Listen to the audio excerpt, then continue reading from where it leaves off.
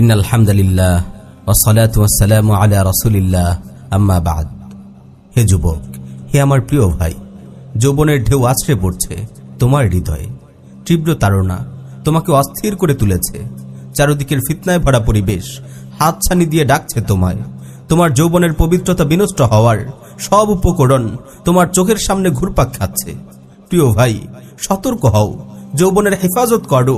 হেফাজত না করে তোমার কোনো উপায়ও নেই।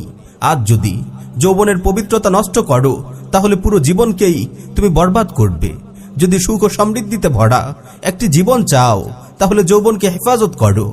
হে মুসলিম তরুণ, যৌবনের হেফাজতের জন্য বিয়ের কোনো বিকল্প নেই। এই জাহিলি সমাজ বিয়েকে কঠিন করে দিয়েছে, আর বেবিচারকে করেছে সহজ। তবুও তুমি হাল ছাড়বে না। তুমি কঠিনভাবে নিজেকে হেফাজত করবে। তুমি নিজের চোখকে হেফাজত করবে, নিজের চিন্তা ও কল্পনাকে হেফাজত করবে। যৌবনের উত্তাল দিনগুলোতে নিজেকে দিনী কাজে ব্যস্ত রাখবে, আল্লাহর কাছে সাহায্য চাইবে। নিজের যৌবন হেফাজতের জন্য বেশি বেশি করে দোয়া করবে। রাসূল সাল্লাল্লাহু আলাইহি ওয়াসাল্লাম বলেন, ইয়া মা'শারাশ শাবাব মান ইসতাতা'a মিনকুমুল বা'আতা ফালইয়াতাযাওয়াজ ওয়া মান লাম ইসতাতি' ফা'আলাইহি বিস-সাওম ফাইন্নাহু লাহু উইজা। হে যুব সমাজ, তোমাদের মধ্যে যে বিয়ের সামর্থ্য রাখে সে যেন বিয়ে করে নেয়, আর যার সামর্থ্য নেই সে যেন রোজা রাখে, কেননা রোজা যৌন তাড়না দমন করে। মুরব্বীদেরকে তোমার প্রয়োজনের কথা কৌশলে জানাও। তোমার অভিভাবককে তাদের মাধ্যমে সম্মত করানোর চেষ্টা করো। দোয়ার চেষ্টা অব্যাহত রাখো, ইনশাআল্লাহ তুমি সফল হবে।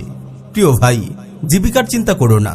স্ত্রীর ভরণ পোষণের ভয়ে বিয়ে করতে দেরি করো না। বিয়ের মাধ্যমে আল্লাহ তোমার উপার্জনে বরকত দেবেন, এবং জীবিকার দরজা খোলা ও রিজিক বৃদ্ধির অন্যতম একটি উপায় হলো এই বিয়ে। মুসনাদে আহমদে সহিহ সনদে বর্ণিত হয়েছে, রাসূল সাল্লাল্লাহু আলাইহি ওয়াসাল্লাম ইরশাদ করেন, সালাসুন কুল্লুহুম হাক্কুন আলাল্লাহি আউনুহু আল মুজাহিদু ফি সাবিলিল্লাহ ওয়ান নাকিহুল মুস্তাআফিফ ওয়াল মুকাতাবু ইউরিদুল আদা। তিন ব্যক্তিকে সাহায্য করা আল্লাহ তাআলা নিজের দায়িত্বে ওয়াজিব করে নিয়েছেন। এক, যে মুজাহিদ আল্লাহর রাস্তায় যুদ্ধ করে।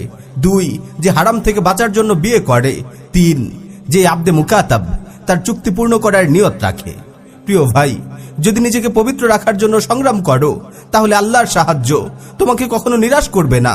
গুনাহ থেকে বাঁচার এই সংগ্রাম, শয়তানকে হারানোর এই যুদ্ধে যদি তুমি হাল ছেড়ে না দাও, তবে আল্লাহ তোমাকে পবিত্র যৌবন দান করবেন, সুখময় দাম্পত্য জীবন দান করবেন, এবং সমৃদ্ধ ভবিষ্যৎ দান করবেন।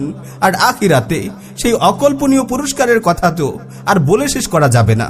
আল্লাহর কাছে দোয়া করি, তিনি যেন মুসলিম যুব সমাজকে হেফাজত করেন, জাহিলি এই সমাজ ব্যবস্থার পরিবর্তন ঘটানোর তৌফিক দেন, বিয়েকে সহজ করে দেন। আমিন ইয়া রাব্বাল আলামিন।